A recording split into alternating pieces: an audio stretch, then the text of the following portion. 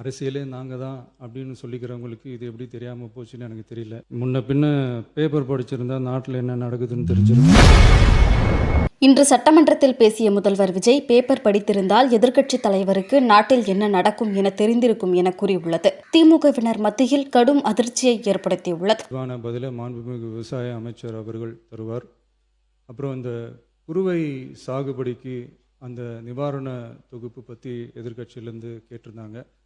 அந்த குறுவை சாகுபடிக்கு அந்த நிவாரணம் ஏற்கனவே கொடுத்தாச்சு, வழங்கியாச்சு. இது அரசியலே நாங்க தான் அப்படின்னு சொல்லிக்கிறவங்களுக்கு இது எப்படி தெரியாம போச்சுன்னு எனக்கு தெரியல.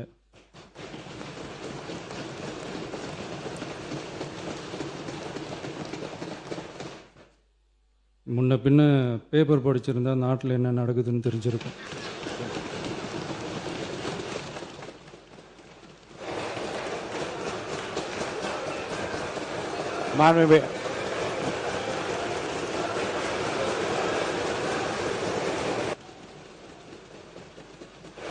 மாண்புமிகு எதிர்க்கட்சி தலைவர் சுருக்கமாக